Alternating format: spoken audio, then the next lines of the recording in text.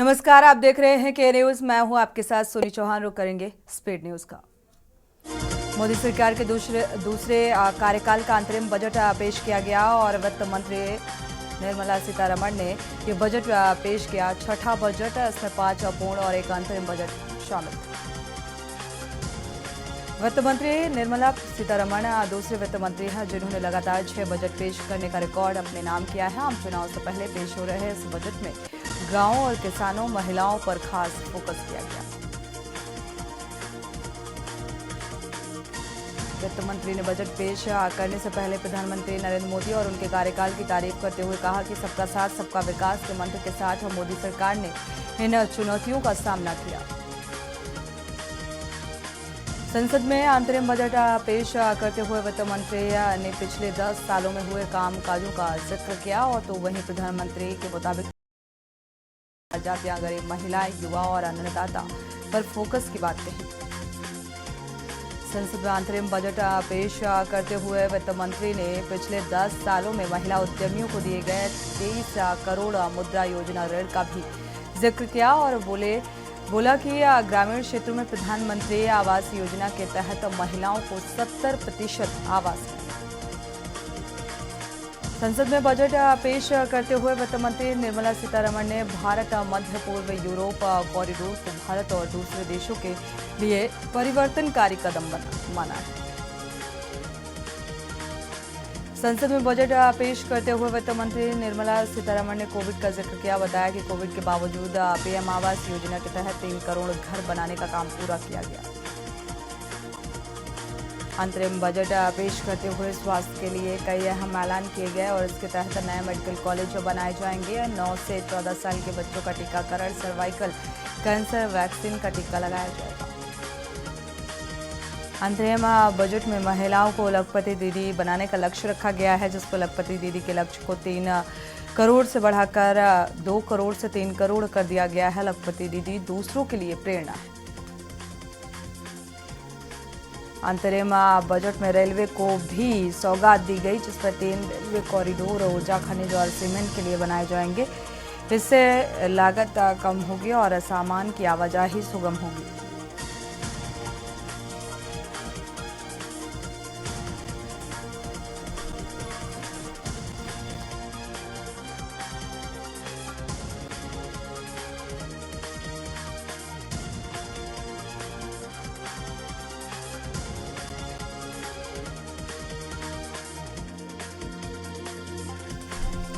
वित्त मंत्री ने देश में विमानन क्षेत्र के लिए ऐलान करते हुए बताया कि अब देश में 149 विमानतल हैं और टियर 2 और टियर 3 शहरों को उड़ान के तहत विस्तार दिया जा रहा है और देश के विमानन कंपनियां 1000 नए विमान खरीद रही हैं।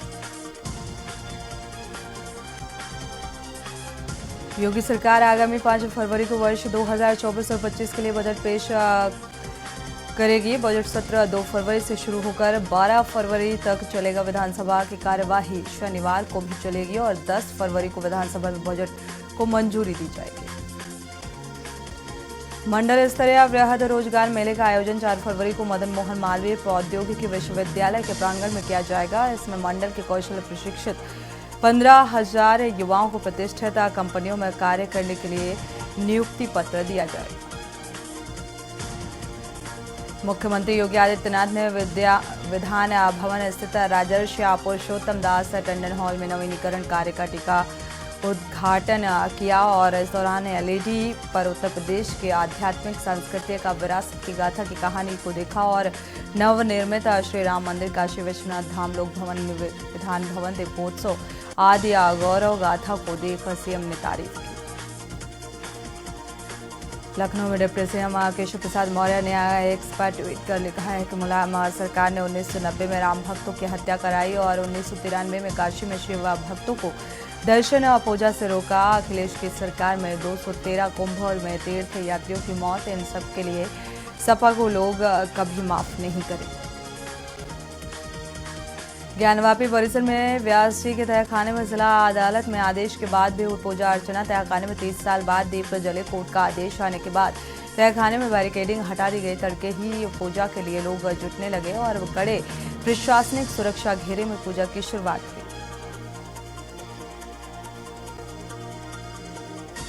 यूपी बोर्ड परीक्षाओं को नकल विहीन कराने की कवायद तेज। परीक्षा की पहली पाली में उत्तर पुस्तिकाओं पर सुरक्षात्मक QR कोड, बोर्ड का लोगो और कवर पेज पर कोडिंग हुई।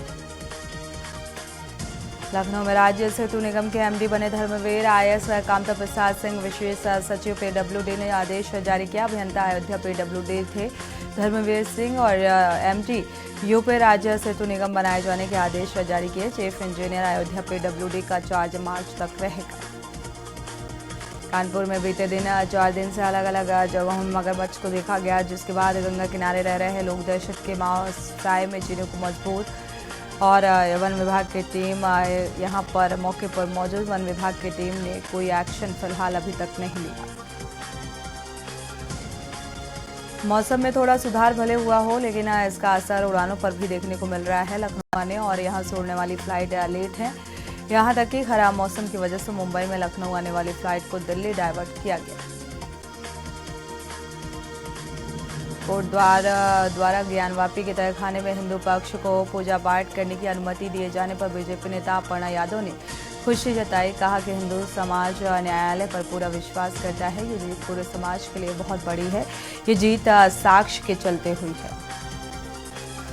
उत्तर प्रदेश में शुरू होगी बारिश। 30 से 44 किलोमीटर प्रति घंटा की तेज रफ्तार से हवा चलने का अलर्ट। ठंडक के साथ अब बारिश बढ़ाएगी प्रदेशवासियों की मुसीबत। उत्तर प्रदेश के बीच 20 से अधिक जिलों में गरज चमक के साथ बारिश का अलर्ट। 4 फरवरी तक प्रदेश के कई इलाकों में होगी बारिश। बरेली में पुलिस वाहन को DCM ने मारी टक्कर में 8 कैदियों को मामूली चोटें आई। पेशी के बाद कैदियों को जिला कारागार वाहन से ले जाया जा रहा था। पुलिस ने DCM को कब्जे में लिया है। बच्चू चैनपुर थाना के नवदिया चौराहे का मामला। कानपुर लखनऊ फाटक के पास लगी आग। दमकल की 4 गाड़ियां मौके पर मौजूद। आग पर पाया काबू। शॉर्ट सर्किट वजह बताई जा रही है। हरबंस मोहाल थाना क्षेत्र का मामला। बुलंदशहर में NCR में पूरी रात हुई बारिश और दिन निकलते ही तेज हवाएं चलनी शुरू हो गई। बारिश के बाद सर्दी और बढ़ी। आलू और लाहा मटर की फसल को नुकसान। किसान बुलंदशहर NCR में अभी आसमान में छाए घने बादल। औरैया में गैंगस्टर मोनू और बेटी की संपत्ति जब्त। अपराध करके अर्जित की गई संपत्ति को जब्त किया गया। करीब 53,56,000 की संपत्ति जब्त की गई। गैंगस्टर एक्ट की धारा के तहत जिला मजिस्ट्रेट ने आदेश दिया। अलग अलग थानों में 27 से अधिक आपराधिक मुकदमे दर्ज। पुलिस ने डुगडुगी बजाकर किया अनाउंस। बहराइच में अपराधी पिता पुत्र की संपत्तियां कुर्की की गई। 36,88,000 की संपत्तियां कुर्का। खैरीघाट पुलिस ने की कुर्की की कार्रवाई। रियाज और मेराज की संपत्ति पर कुर्की की कार्रवाई। JCB ट्रैक्टर ट्रॉली समेत 5 वाहन कुर्का। अध्यक्ष समेत पुलिस की 10 सदस्य की टीम ने कार्रवाई की।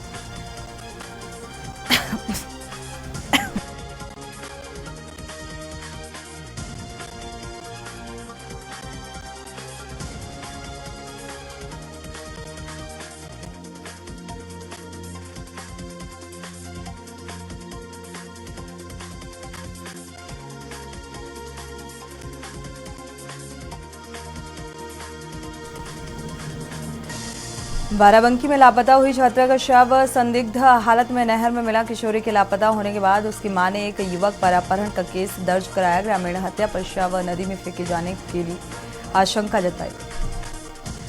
नगर निगम के मुख्य पशु कल्याण अधिकारी पर 7 करोड़ रुपए के गबन का आरोप। गबन की पुष्टि मेयर ने किया। आरोप है कि पशु कल्याण अधिकारी 1 साल से बंद स्लॉटर हाउस के निजी फर्म के साथ संचालित कर रहे थे। आगरा पुलिस की छवि पर लगे दाग को मिटाने के लिए नाकाम रही। जब चार्ज लिया गया था तो उनके सामने 2 बड़े मामले सामने आए। पहला करोड़ों की जमीन में निर्दोष लोगों को जेल भेजने का मामला, तो दूसरा मामला 30 लाख रुपए से भरे ATM लूट का। और पुलिस कमिश्नर ने दिलाया था भरोसा। पुलिस बिल्डर को पकड़ने और ATM लूट का खुलासा करने में नाकाम। यूपी में घने कोहरे के बीच बारिश और ओलावृष्टि का अलर्ट जारी। मौसम विभाग के मुताबिक 42 जिलों में मध्यम से हल्की बारिश और 40 जिलों में घने कोहरे का अलर्ट जारी। बदायूं में पुलिस ने 4 अफीम तस्करों को पकड़ा और इनके पास से 1 किलो 600 ग्राम अफीम बरामद हुई। बरामद माल की कीमत अंतर्राष्ट्रीय बाजार तकरीबन 16 लाख रुपया की जा रही है। लखनऊ में प्रमाणीकरण संस्था के तत्कालीन निदेशक के खिलाफ एफआईआर दर्ज की गई। एफआईआर सरकार द्वारा सतर्कता अधिष्ठान से खोली जांच में सामने आई विक्रय, जिससे निगम को लाखों का नुकसान हुआ। लखनऊ में 5 लाख से ज्यादा आबादी को झेलना पड़ेगा और बिजली संकट, जर्जर पोल और तार बदलने की वजह से कई इलाकों में सप्लाई ठप रहेगी। लखनऊ में प्रेमी ने युवती की हत्या की, शादी का दबाव बनाने के चलते मौत के घाट उतार दिया। प्रेमिका के शव को पेड़ से लटकाया। पुलिस ने हत्या का केस दर्ज कर आरोपी को गिरफ्तार किया। काकोरी थाना क्षेत्र का मामला। लखनऊ में डिजिटल पैथोलॉजी से मरीज और सटीक जांच मुमकिन। देश ही नहीं विदेश के डॉक्टर डिजिटल पैथोलॉजी के माध्यम से अपनी राय दे सकते हैं और जानकारी आरएमएल पैथोलॉजी लैब के सीईओ ने दी है। लखनऊ में बीजेपी प्रदेश अध्यक्ष के नाम से ठग की सुविधाएं ले रहा था और खुद को बीजेपी अध्यक्ष, करीबी और प्रदेश कार्यालय का कर्मचारी बताया और जिलों के अधिकारियों को फोन, सरकारी आवास से लेकर गाड़ी और होटल तक बुक करा रहा था। मौसम में थोड़ा सुधार भले ही हुआ हो, लेकिन इसका असर उड़ानों पर पड़ता हुआ नजर आ रहा है। कई फ्लाइटें देरी से चल रही हैं, जिसके चलते रूट डाइवर्ट किए गए। एटा में टप्पेबाजों के हौसले बुलंद, बुजुर्ग महिला से बहला फुसलाकर उतरवाए सोने के आभूषण। महिला का रो रो कर बुरा हाल और मौके पर मौजूद लोगों ने पुलिस को दी सूचना। उन्नाव में प्राथमिक स्वास्थ्य केंद्र के निर्माण की जांच हो रही है। वायरल वीडियो का डिप्टी सीएम ने संज्ञान लेते हुए इंजीनियर समेत 3 सदस्यीय टीम गठित करने के आदेश दिए। गाजियाबाद में 349 करोड़ रुपए में 6 रास्तों को चमकाया जाएगा। सड़कें चौड़ी होंगी, फुटपाथ और साइकिल ट्रैक बनाए जाएंगे। सभी तरह के वायर अंडरग्राउंड होंगे और जगह जगह ग्रीनरी एरिया जो है डेवलप किए जाएंगे। डिटेल प्रोजेक्ट रिपोर्ट तैयार करके शासन को सौंपी जाएगी। फतेहपुर के धरियाव थाना क्षेत्र पुलिस के भय से युवक ने आत्महत्या कर लिया। आत्महत्या करने के मामले में पुलिस अधीक्षक का थानाध्यक्ष ने कार्रवाई की और आरोपित थानाध्यक्ष को लाइन हाजिर किया गया। नोएडा में अपनी मांगों को लेकर 52 दिन से धरने पर बैठे किसानों की महापंचायत 2 फरवरी को होगी और पहले ये पंचायत 1 फरवरी को होनी थी और महापंचायत नोएडा प्राधिकरण के परिसर के बाहर की जाएगी। 105 गांव के किसान मौजूद रहेंगे।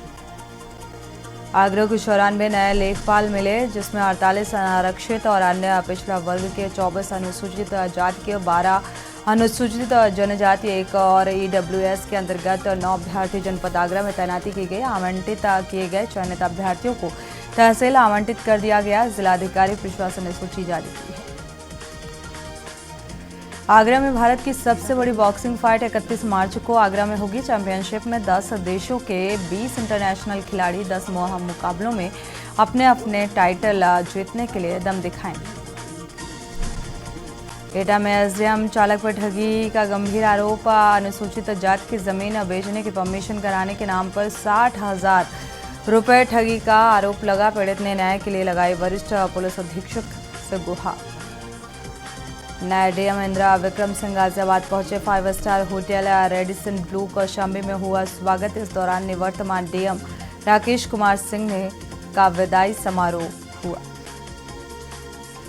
आगरा में डॉक्टर भीमराव अंबेडकर विश्वविद्यालय में पिछले 22 दिनों से धरना दे रहे कर्मचारियों का धरना समाप्त हुआ। कुलपति ने कर्मचारियों से वार्ता कर आश्वासन दिया कि मांगे मान ली जाएंगी। कुल सचिव ने 48 कर्मचारियों को एससीपी का लाभ दिए जाने का पत्र जारी किया है। अलीगढ़ में ऐतिहासिक नुमाइश शुरू हुई और नुमाइश शुरू होने के बाद हर दिन हजारों लोग जिले भर से शहर आएंगे, नुमाइश का आनंद लेंगे। ऐसे में शहर में वाहनों की लाइन लगनी शुरू हो गई है और रूट डाइवर्ट किया गया। नुमाइश के चलते ट्रैफिक पुलिस ने भी व्यवस्था लागू की। छत्रपति शाहूजी महाराज विश्वविद्यालय कानपुर और एमएसएमई टेक्नोलॉजी सेंटर कानपुर के मध्य एक समझौता ज्ञापन पर हस्ताक्षर हुए। इसके बाद दोनों संस्थानों के सदस्यों ने इस पर खुशी जाहिर की। गोरखपुर एयरपोर्ट के स्पाइस जेट की हवाई सेवा 2 महीने के लिए बंद रहेगी और 1 फरवरी से 31 मार्च तक कंपनी की तीनों फ्लाइटें अयोध्या से उड़ान भरेंगी। स्पाइस जेट ने अपने सारे स्टाफ भी अयोध्या भेजे। बुलंदशहर में युवक की हत्या का मामला सामने आया और आपको बता दें कि एक युवक का शव जला हुआ पाया गया। शव अभी तक उसकी शिनाख्त नहीं हो पाई है। लाश मिलने से इलाके में हड़कंप, पोस्टमार्टम के लिए शव को भेजा गया।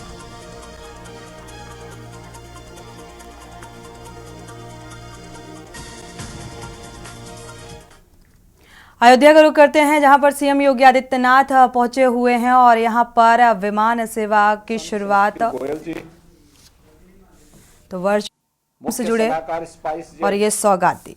सीसीएस फलानी जी और अयोध्या धाम में उपस्थित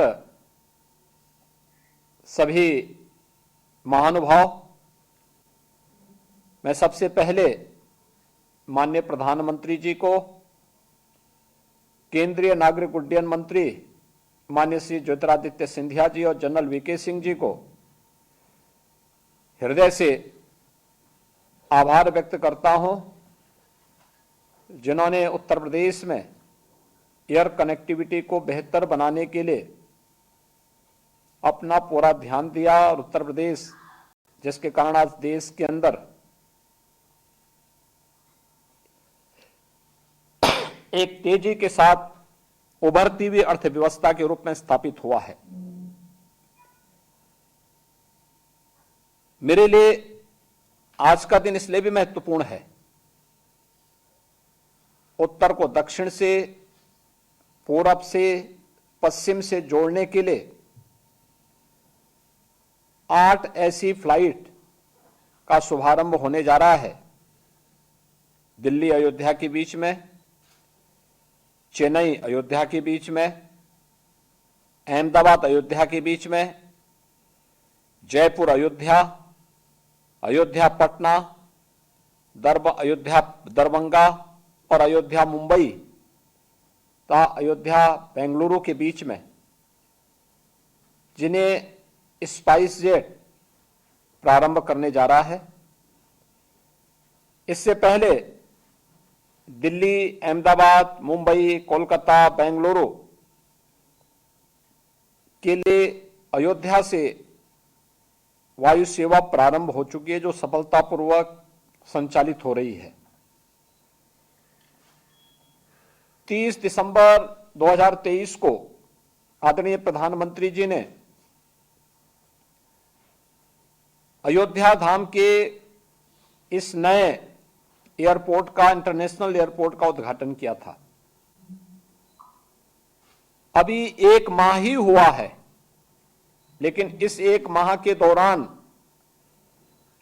अयोध्या की कनेक्टिविटी देश के इतने महत्वपूर्ण नगरों के साथ होना, यह अयोध्या के बेहतर भविष्य और आने वाले समय में अयोध्या के अंदर टूरिज्म में क्या स्कोप है, इन संभावनाओं की ओर हम सबका ध्यान आकर्षित करता है। अयोध्या देश की आस्था का प्रतीक है।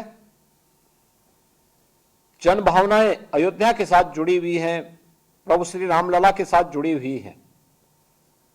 और अयोध्या की इस उपलब्धि के लिए मैं वहां के माननीय सांसद श्री लल्लू सिंह जी को, अयोध्या वासियों को, वहां के सभी माननीय जनप्रतिनिधियों को हृदय से मैं बधाई देता हूं कि उनकी जो एक अभिलाषा थी कि अयोध्या का भी विकास होना चाहिए, आज जो सपना उनका साकार हो रहा है, तो उनको स्वयं भी अंतःकरण से प्रसन्नता की अनुभूति हो रही होगी। वास्तव में अयोध्या इसका हकदार था, लेकिन किन्हीं कारणों से अयोध्या की उपेक्षा हुई। आज से 10 वर्ष पहले कोई सोचता भी नहीं था कि अयोध्या में भी कोई इंटरनेशनल एयरपोर्ट होगा। कोई सोचता भी नहीं था कि अयोध्या की बेहतर एयर कनेक्टिविटी होगी। ये तो बहुत सपना था और लोग अपनी कथा और वार्ता से ही संतुष्ट हो जाते थे कि मर्यादा पुरुषोत्तम भगवान राम पुष्पक विमान से श्रीलंका से अयोध्या धाम आए थे, उसी को सुनकर के संतुष्ट होते थे। लेकिन ये एक कल्पना थी कि अयोध्या में भी अपना एक इंटरनेशनल एयरपोर्ट होगा, लेकिन आज वह सपना साकार हुआ है। और सचमुच यह किसी सपने को साकार होने, स्वर्णिम रूप से साकार होने का अपने आप में एक उदाहरण है। क्योंकि अयोध्या के बारे में लोगों को कभी सपना ही नहीं था कि भाई वहां अयोध्या में इतना बेहतर 4 लेन की सड़कें होंगी, रेलवे की दोहरीकरण के साथ अत्याधुनिक सुविधाओं से युक्त रेलवे स्टेशन होगा और 5 सदी पूर्व जो एक कलंक अयोध्या पे लगाने का प्रयास हुआ था, उससे मुक्त होकर के प्रभु राम के भव्य मंदिर में रामलला फिर से विराजमान होंगे। इस सपने को साकार होते हुए देख करके आज पूरी दुनिया प्रफुल्लित है।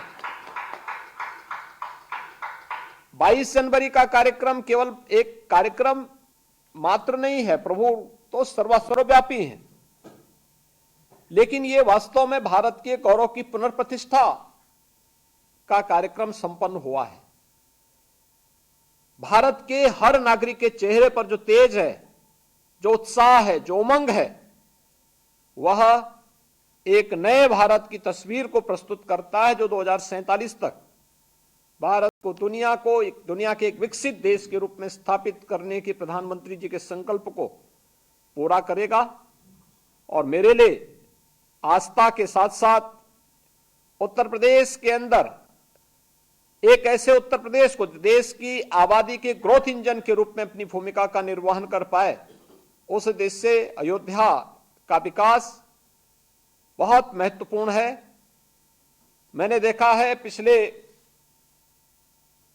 10 दिन के अंदर अयोध्या में 25 लाख से अधिक श्रद्धालुओं ने अब तक प्रभु रामलला के दर्शन किए हैं। एक अद्भुत स्थिति है, अलौकिक है, लोगों के लिए कौतूहल और आश्चर्य का विषय बना हुआ है। और यह तब है जब अभी तक सरकार ने बहुत सारी चीजों को रोक करके वहां पर हम लोग श्रद्धालुओं को आने दे रहे हैं जिससे कहीं भी कोई दिक्कत न हो। तो प्रधानमंत्री जी का विजन था कि वहां का इंफ्रास्ट्रक्चर आज इस लायक है कि हम एक साथ अयोध्या धाम में 50 से लेकर के 1 करोड़ तक पर्यटक और श्रद्धालुओं को समाहित करने की सामर्थ्य वहां पे आज अयोध्या रखती है। और हम लोग रामनवमी को इसी प्लान को बना करके चल भी रहे हैं। लेकिन एयर कनेक्टिविटी में जो बेहतर कदम उठाया गया है, सचमुच यह प्रधानमंत्री जी के विजन को माननीय श्री ज्योतिरादित्य सिंधिया जी ने, जनरल वीके सिंह जी ने जमीनी धरातल पर उतारने का कार्य किया है। आज उसकी परिणति है कि अयोध्या में तेजी के साथ वायु सेवा का विकास हुआ है और 5 जगहों पर पहले से ही जुड़ी हुई थी, लेकिन आज 8 नई वायु सेवा को प्रारंभ करने का जो कार्य प्रारंभ हो रहा है, जिसमें 7 आज सेवाएं आज होंगी, 1 कल से शुरू होंगी। मैं इसके लिए स्पाइस जेट के चेयरमैन एंड सीएमडी से अजय सिंह जी को विशेष रूप से हृदय से धन्यवाद दूंगा कि उन्होंने अयोध्या को इतनी प्राथमिकता दी है। और मेरा उनसे इस बारे में जरूर अनुरोध होगा कि अयोध्या की सेवाएं हमारे लिए अभिनंदनीय हैं, ये स्वागत योग्य हैं, लेकिन उत्तर प्रदेश के अन्य क्षेत्रों की भी सेवाओं को इसी प्रकार से मजबूत बनाने में स्पाइस जेट लिमिटेड को योगदान देना होगा, क्योंकि उत्तर प्रदेश एक संभावना वाला प्रदेश है और उत्तर प्रदेश में जितनी सेवाएं आप दे पाएंगे, आपकी हर फ्लाइट पूरी होकर के जाएगी, इसमें कोई संदेह नहीं होना चाहिए। मैं भी देख रहा था मुंबई के लिए, दरभंगा के लिए। तो वर्चुअल माध्यम से जुड़े हुए थे सीएम योगी आदित्यनाथ को आप सुन पा रहे थे। 8 शहरों के लिए विमान सेवा के शुरुआत, यानी कि अयोध्या जाने वाले राम भक्तों को ये सेवा उपलब्ध कराई गई है। बढ़ते आगे, रुक करते हैं स्पीड न्यूज का। रायबरेली में जमीनी विवाद में 2 पक्षों में मारपीट की घटना में युवक को गंभीर चोटें आई हैं, सीएससी में भर्ती कराया गया, इलाज जारी। कानपुर में क्रिकेट एसोसिएशन ने अवध स्पोर्टिंग यूनियन क्लब की ओर से आयोजित समर बहादुर क्रिकेट प्रतियोगिता का आयोजन पालिका स्टेडियम में किया। राइडर्स क्लब की टीम ने प्रिंस क्लब को 57 रनों से हराकर मैच में जीत हासिल की। राइडर्स क्लब के बल्लेबाज राहुल गुप्ता ने सर्वाधिक 61 रनों की पारी खेली। गोरखपुर शहर की सड़कों के किनारे मिट्टी कीचड़ और उड़ते धूल के गुबार, जल्द ही मिलेगी इससे राहत और शहर के 21 सड़कों की सूरत बदलेगी। Interlocking, CC road, green belt का निर्माण होगा और निगम ने इन सड़कों को नेशनल क्लीन एयर प्रोग्राम में शामिल किया। आगरा पुलिस ने फिर पेश किया मानवता की मिसाल। बेहोश पड़े 12 वर्षीय बच्चों के अस्पताल में कराया गया भर्ती। बच्चे को अस्पताल में भर्ती कराया गया। इलाज के लिए समय रहते अस्पताल पहुंचाया गया। यूपी में लोकसभा चुनाव से पहले केंद्रीय निर्वाचन आयोग के नियमों को लगातार हुआ ट्रांसफर और 3 दिन के अंदर उत्तर प्रदेश के 2 दर्जन से ज्यादा आईएएस अधिकारियों के ट्रांसफर किए गए। 8 आईएएस अधिकारियों के ट्रांसफर किए गए। बरेली में सड़क पर चलती कार बनी आग का गोला और कूदकर कार चालक ने बचाई जान। शॉर्ट सर्किट वजह बताई जा रही है। बिथरी थाना क्षेत्र का मामला। अयोध्या में डॉक्टर राम मनोहर लोहिया अवध यूनिवर्सिटी स्नातक पर स्नातक की बैक पेपर परीक्षाओं की तिथि घोषित। परीक्षाएं 5 फरवरी से शुरू होकर 9 फरवरी तक चलेंगी। परीक्षा 2 पालियों में आयोजित की जाएंगी और 18 केंद्रों पर सीसीटीवी लगाए जाएंगे। मेरठ पुलिस के साथ मारपीट। गौमांस की सूचना पर दबिश देने पहुंची पुलिस और महिला और पुरुषों के साथ मारपीट में 3 पुलिसकर्मी घायल, जान बचाकर भागे और एसपी सिटी सहित कई थानों की फोर्स मौके पर पहुंची। एक्सप्रेस वे से लेकर नेशनल हाईवे तक चलने वाले वाहनों के फास्टैग का नो योर कस्टमर अनिवार्य हो जाएगा और 1 फरवरी से हाईवे पर जाने वाले वाहनों पर अगर फास्टैग अपडेट नहीं होता है तो 2 गुना टोल देना पड़ेगा। पंचकुला शाहजहांगंज मार्ग 5 दिन के लिए बंद रहेगा और इस मार्ग पर रेलवे अंडरपास की मरम्मत होगी और देखते हुए यातायात पुलिस ने रूट डाइवर्ट किया है। वाहनों में पंचकुला मार्ग के जेआईसी मैदान कोठी मीना बाजार पुलिस लाइन से रुई की मंडी की तरफ निकाला जाए। गोंडा जिले में एमपी एमएलए कोर्ट के आदेश जारी किए गए। बीजेपी कीर्तिवर्धन समेत 12 लोगों पर डकैती, मारपीट और गाली गलौज की धाराओं में मुकदमा दर्ज। 88 साल की महिला ने बीते साल 2023 में गोंडा एमपी एमएलए और कोर्ट का दरवाजा खटखटाया था और मारपीट और गाली गलौज का आरोप लगाया। चंदौली के सदर कोतवाली क्षेत्र के रेलवे स्टेशन के पास अनियंत्रित ट्रेलर ने स्कूल बस को मारी टक्कर। स्कूली छात्रा गंभीर रूप से घायल। मांदा में बाइक सवार 3 लोग खड़े ट्रक से जा टकराए और बाइक में बैठे 1 लोगों की मौके पर मौत, गंभीर रूप से घायल। प्राथमिक उपचार के लिए अस्पताल में भर्ती कराया गया। उन्नाव में विद्युत आपूर्ति के लिए करीब 150 करोड़ की धनराशि बिजली विभाग को दी गई और सुधार होगा। जर्जर केबल और खराब ट्रांसफार्मर्स के अलावा संसाधनों को भी बदला जाएगा। गुना शहर में चोरों के हौसले बुलंद। न्यू कॉलोनी में रहने वाले घर में आधी रात अज्ञात चोरों ने नकदी लाखों के जेवर पर किया हाथ। पीड़ित ने नगर कोतवाली और पुलिस चौकी पर अज्ञात के खिलाफ प्रार्थना पत्र सौंपा है। सिद्धार्थनगर में चीनी मिल के मनमानी रवैये से नाराज गन्ना किसानों ने तौल बंदी कराकर प्रदर्शन किया। कम तौल किए जाने से किसान नाराज और पर्ची से अवगत कराया प्रबंधन को। समस्या के निदान न होने पर वृहद प्रदर्शन की चेतावनी। अयोध्या धाम रेलवे स्टेशन बनना आकर्षण का केंद्र। रामनगरी पहुंच रहे भक्त भाव विभोर। हाईटेक सुविधाओं से लैस अयोध्या धाम पहुंचे श्रद्धालु। उत्तर प्रदेश में स्वामी विवेकानंद युवा सशक्तिकरण योजना की शुरुआत। शिक्षा के विभिन्न संकायों और पाठ्यक्रमों में अंतिम वर्ष के छात्र और लैपटॉप से लाभान्वित किए गए। जालौन के मंदिर में स्थापित हनुमान जी की मूर्ति चोरी और बगल में बनाए गए मंदिर में हुई मूर्ति की चोरी और पुलिस को चुनौती। हालांकि इस बात की सूचना दी गई है। सीओ घटना की जांच में जुटे। झांसी में national highway authority of India ने कानपुर और शिवपुरी के आने जाने वाले वाहनों के लिए ग्वालियर रोड पर फ्लाईओवर का निर्माण शुरू किया। करीब 2006 में रोक लगा दी गई थी।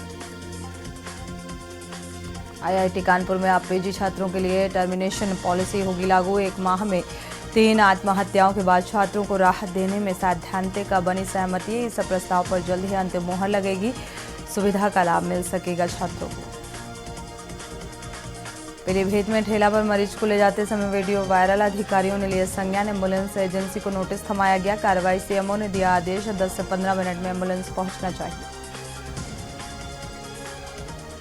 मेरठ में भागियों नेता और थाने में डेरा डाले हुए हैं। सीज बाइक छुड़ाने के लिए डेरा डाला हुआ है और भतीजे की बाइक थाने में गद्दे रजाई लेकर पहुंचे नेताओं ने डेरा डाला और रागनी बजाकर प्रदर्शन किया। किसानों के जाने के बाद पुलिस ने मुकदमा दर्ज किया।